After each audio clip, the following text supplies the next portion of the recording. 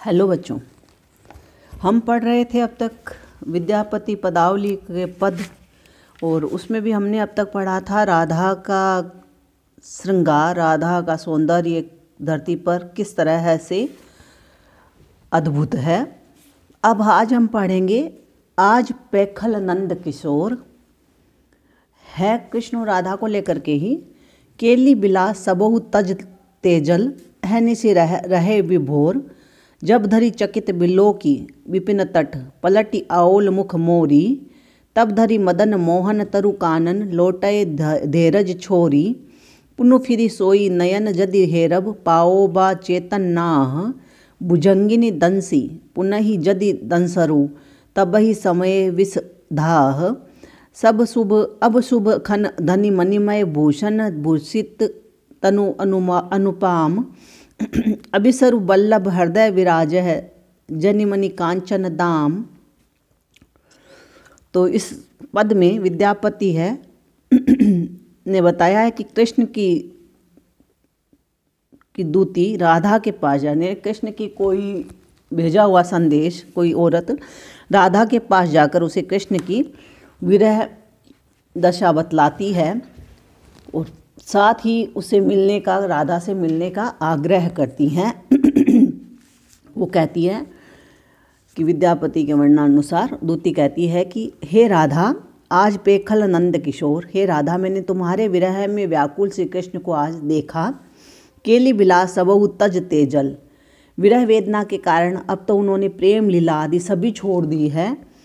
अहनिशि रहे विभोर, और रात दिन तुम्हारी स्मृति में बेसुध बेहाल रहते हैं।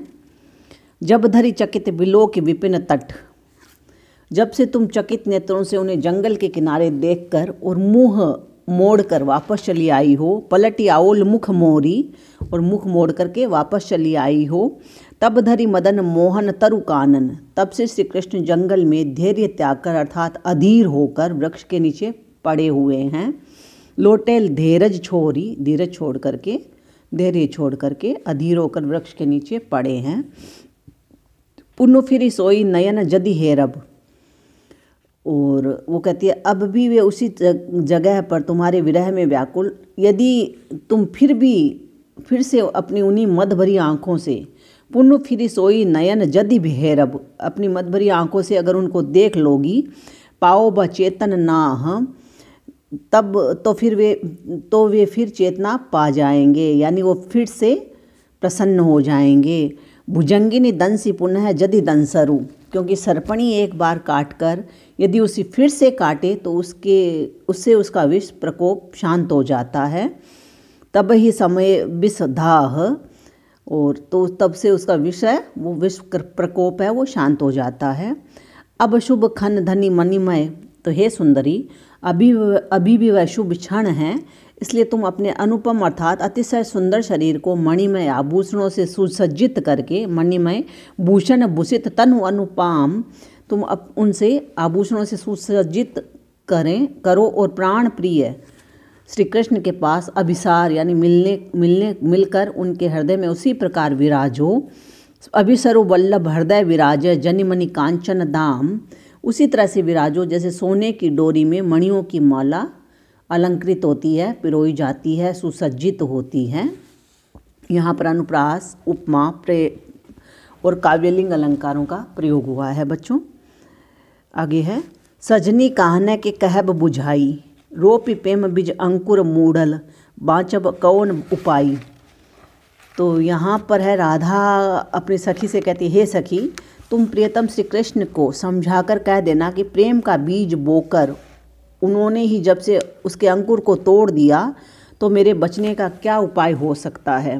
बाँचब कौन उपाय, तेल बिंदु जैसे पानी पसारिए ऐसन मोर अनुराग।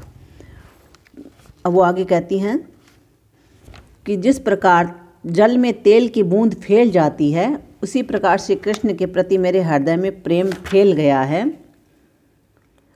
सिकता जल जैसे छनई सुखाए, सखी तेसन मोर सुहाग। और आगे वो कहती है, हे सखी, परंतु मेरा प्रेम तो है जिस तरह से तेल की बूंद में जो पानी में पड़ती है उसी तरह से फैला हुआ है, तो श्री कृष्ण का प्रेम है जैसे रेत में पानी क्षण भर में ही सूख जाता है, ऐसा सुख रहित मेरा सौभाग्य है।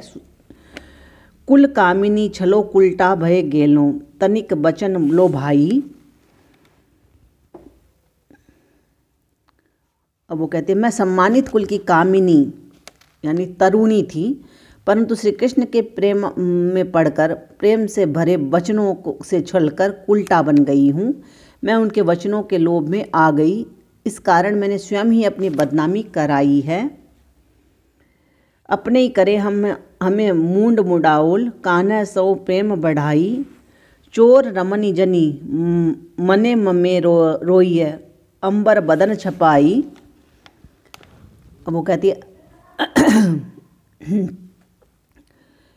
कि अब मैं अपने प्रेम की बड़ाई किसे बताऊं या किससे कहूं, अर्थात मैं अपने प्रेम का में एक बार जो धोखा खा लेने से अब उसकी बड़ाई एवं विरह व्यथा की लाचारी किसी से भी कह नहीं सकती। मेरी दशा तो चोर की उस स्त्री के समान है जो वस्त्रों में मुँह छिपाकर हृदय में व्यथित होकर चुपचाप रोती है। दीपक लोभ सलभ जनी पुधायल, से फल बुझई चाई। अब वो कहती है दीपक से आसक्ति रखकर प्रेम रखकर पतंगा जैसे उस पर झपट कर घायल हो जाता है, उसी प्रकार बनई विद्यापति ई कलयुग रीति चिंता करई न कोई।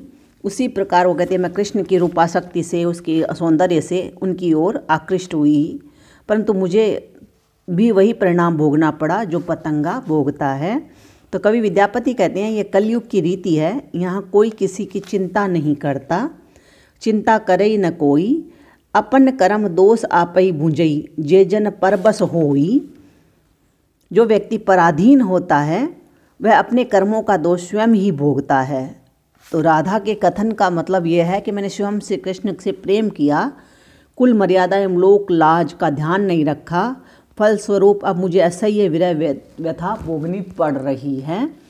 तो यहाँ पर है प्रोषित पति का नायिका का वर्णन हुआ है। नायिका भेद में अनुप्रास, उपमान, निदर्शना, प्रायोक्ति और अप्रस्तुत प्रशंसा अलंकारों का वर्णन हुआ है। तो ये तो थे आपके कोर्स के विद्यापति, जो हमने आज व्याख्या के तौर पर उनको पूर्ण कर लिया है। अब अगले कवि होंगे तुम्हारे अमीर खुसरो, वो हम कल करेंगे बच्चों अमीर खुसरो को। धन्यवाद।